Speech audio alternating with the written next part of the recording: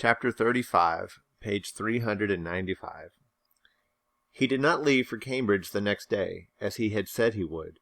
He deferred his departure a whole week, and during that time he made me feel what severe punishment a good yet stern, a conscientious yet implacable man can inflict on one who has offended him.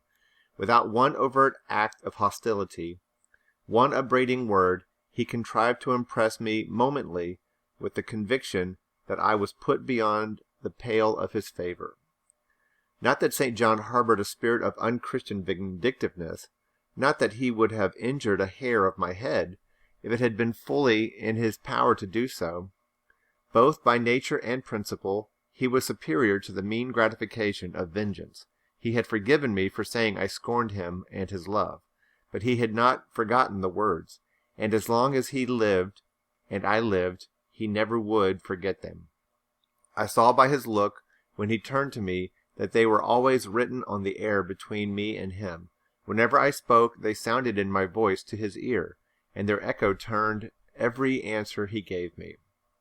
He did not abstain from conversing with me. He even called me, as usual, each morning to join him at his desk, and I fear the corrupt man within him had a pleasure unimparted to, and unshared by, the pure Christian, in evincing, with what skill he could, while acting and speaking apparently just as usual, extract from every deed and every phrase the spirit of interest and approval which had formerly communicated a certain austere charm to his language and manner.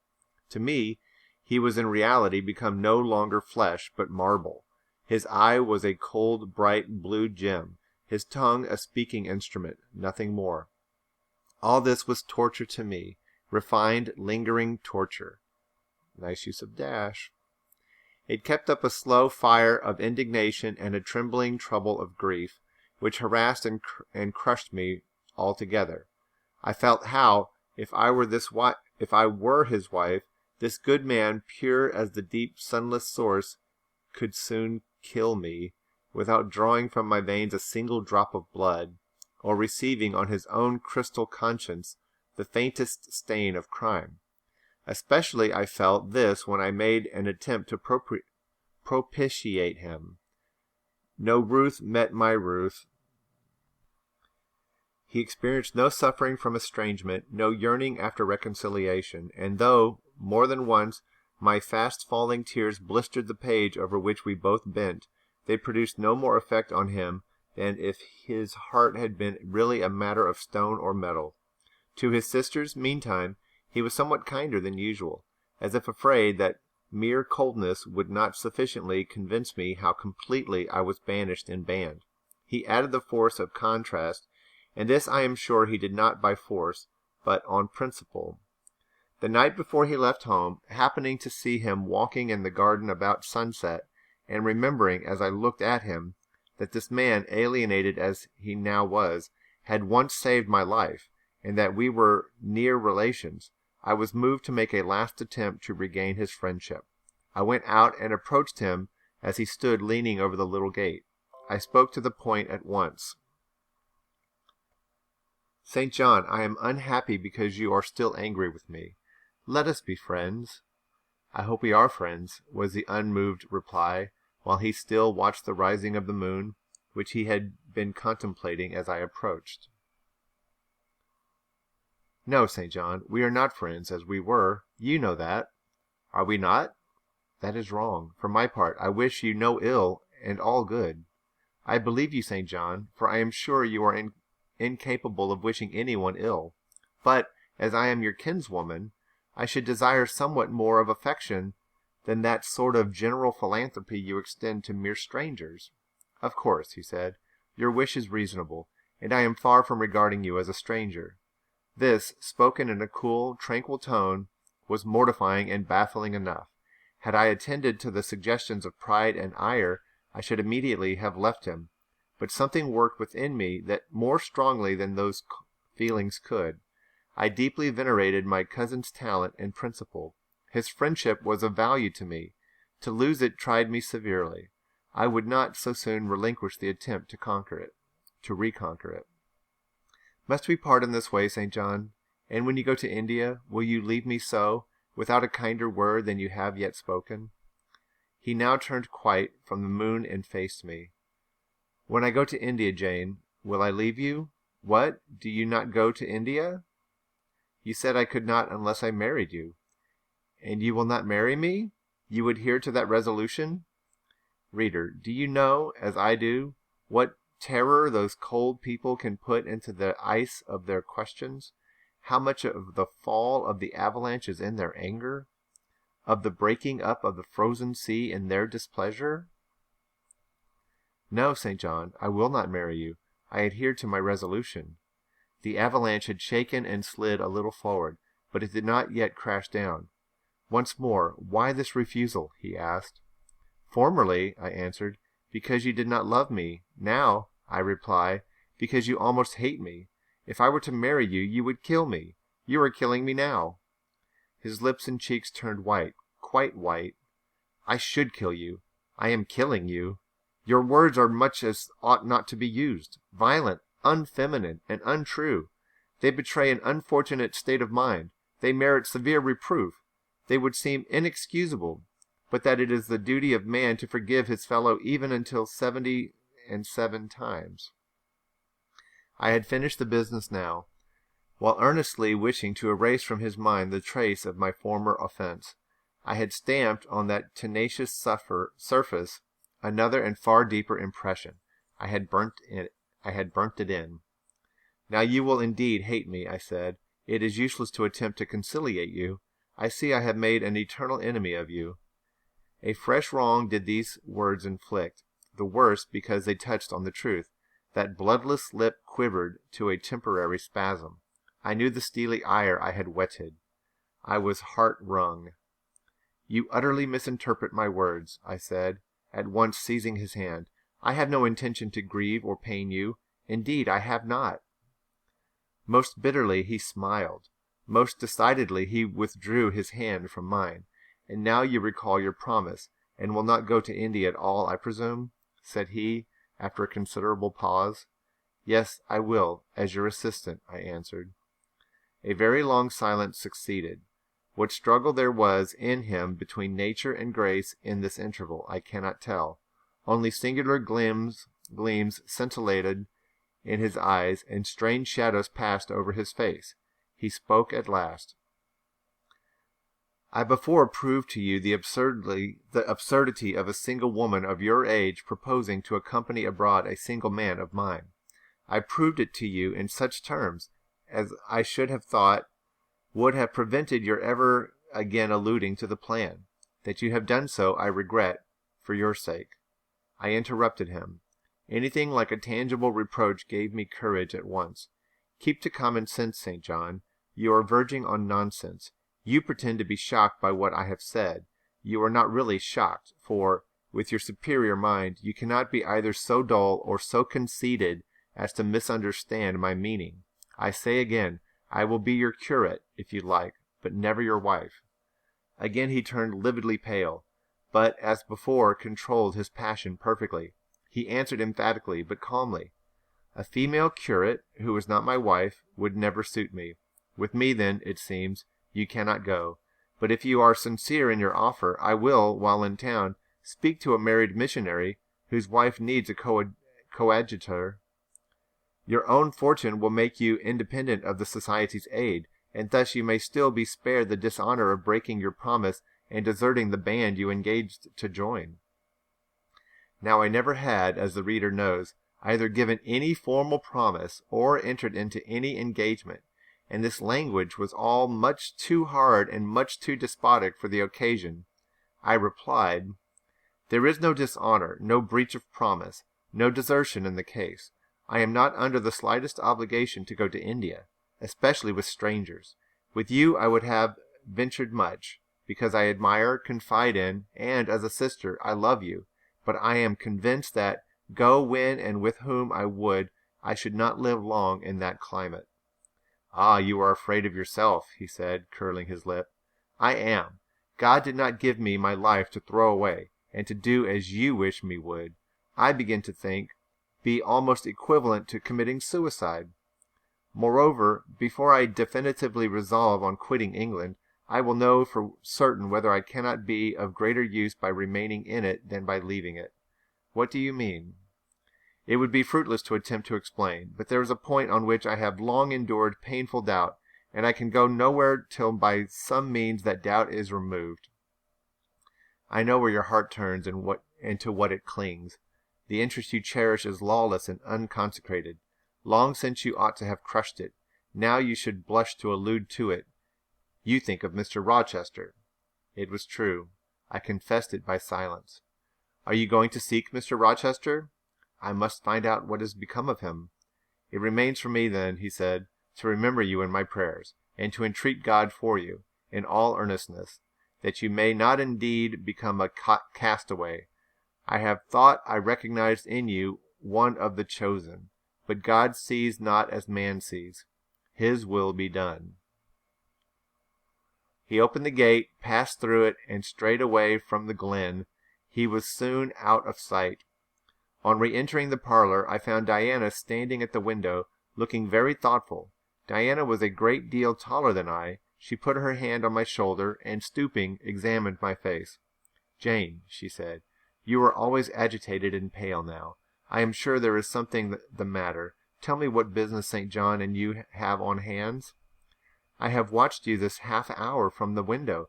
You must forgive me my being such a spy. But for a long time I have fancied I hardly know what. St. John is a strange being." She paused. I did not speak. Soon she resumed.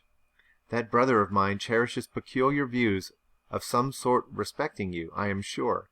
He has long distinguished you by a notice and interest he never showed to any one else. To what end?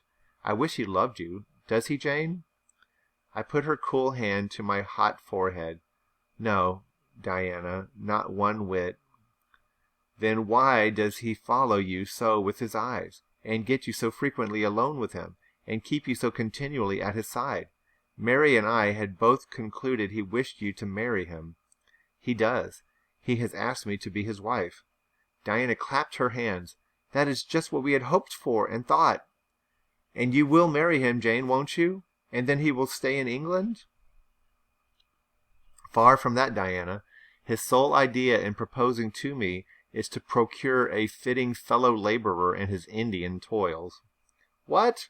He wishes you to go to India?" "Yes." "Madness!" she exclaimed. "You would not live 3 months there, I am certain. You never shall go. You have not consented, have you, Jane?" "I have refused to marry him." "And have consequently displeased him?" she suggested. "Deeply. He will never forgive me, I fear. Yet I offered to accompany him as his sister." "It was frantic folly to do so, Jane. Think of the task you undertook, one of the incessant fatigue, where fatigue kills even the strong, and you are weak. St. John, you know him, would urge you to impossibilities. With him there would be no permission to rest during the hot hours, and unfortunately, I have noticed, whatever he exacts, you force yourself to perform. I am astonished you found courage to refuse his hand." "You do not love him then, Jane?" "Not as a husband." "Yet he is a handsome fellow." "And I am so plain. You see, Di, we should never suit." "Plain? You? Not at all. You are much too pretty, as well as too good, to be grilled alive in Calcutta." And again she earnestly conjured me to give up all thoughts of going out with her brother.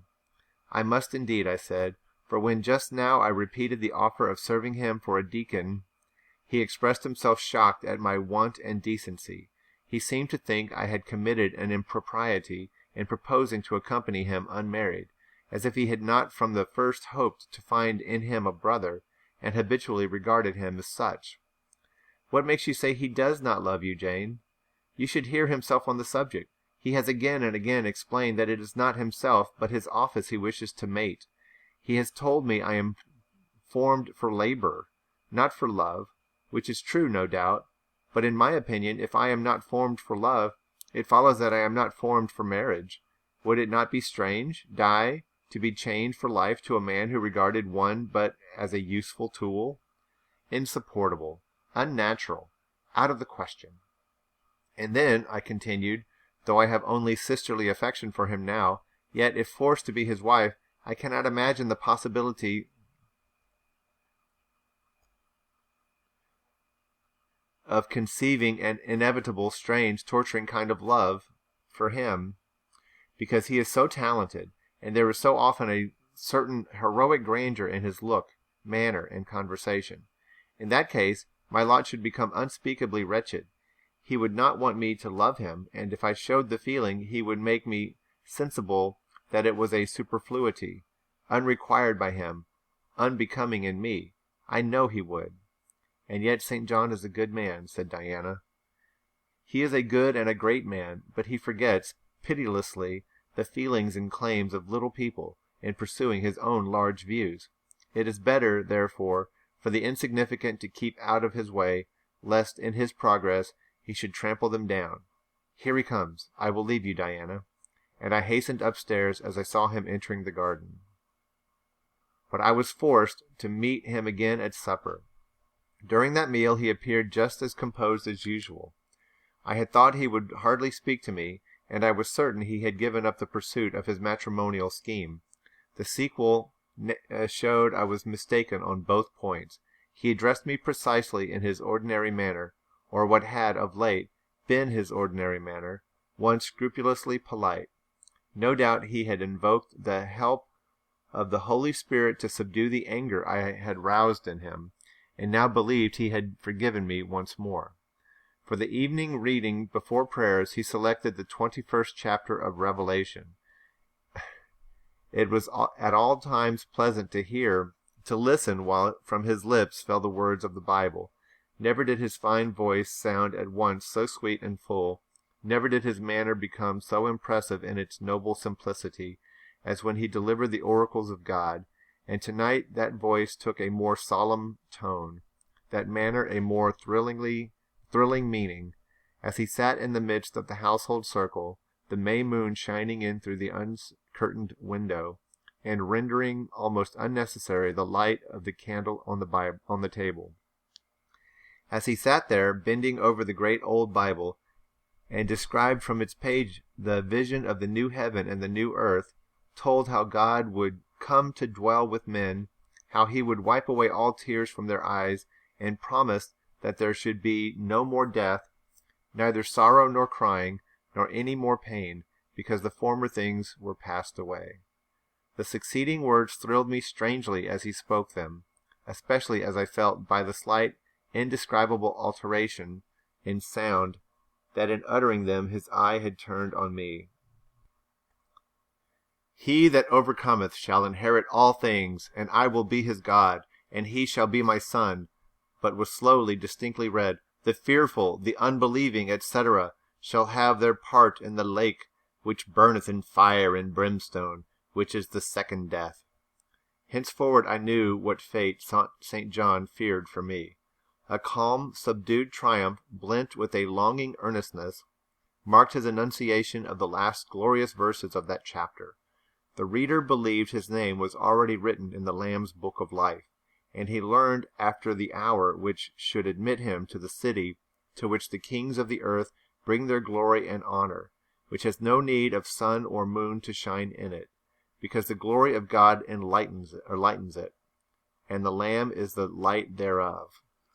In the prayer following the chapter, all his energy gathered, all his stern zeal woke.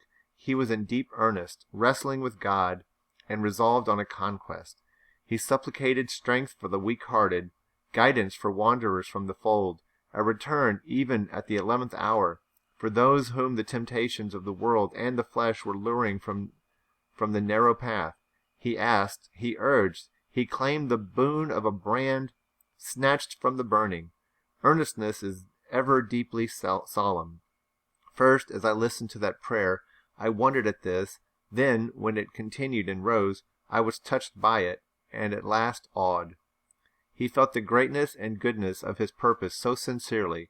Others who heard him plead for it could not but feel it too. The prayer over, we took leave of him.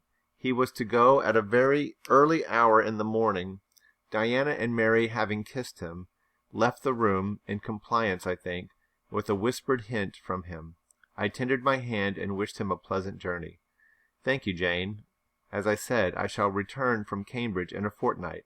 That space, then, is yet left for you for reflection. If I listened to human pride, I should say no more to you of marriage with me. But I listen to my duty, and keep steadily in view of my first aim, to do all things to the glory of God. My master was long-suffering, so will I be. I cannot give you up to perdition as a vessel of wrath. Repent, resolve, while there is yet time. Remember, we are bid to work while it is day, warned that the night cometh when no man shall work. Remember the fate of Divas, who had his good things in his life. God give you strength to choose that better part which shall not be taken from you." He laid his hand on my head as he uttered the last words. He had spoken earnestly, mildly. His look was not, indeed, that of a lover beholding his mistress, but it was that of a pastor recalling his wandering sheep, or better, of a guardian angel watching the soul for which he is responsible. All men of talent, whether they be men of feeling or not, whether they be zealots or aspirants or despots, provided only they be sincere, have their sublime moments when they subdue and rule. I felt veneration for St. John, veneration so strong that its impetus thrust me at once to the point I had so long shunned. I was tempted to cease struggling with him, to rush down the torrent of his will into the gulf of his existence, and there lose my own. I was almost as hard beset by him now as I had been once before, in a different way, by another. I was a fool both times. To have yielded then would have been an error of principle. To have yielded now would have been an error of judgment. So I think at this hour, when I look back at the crisis through the quiet medium of time, I was unconscious of folly at the instant.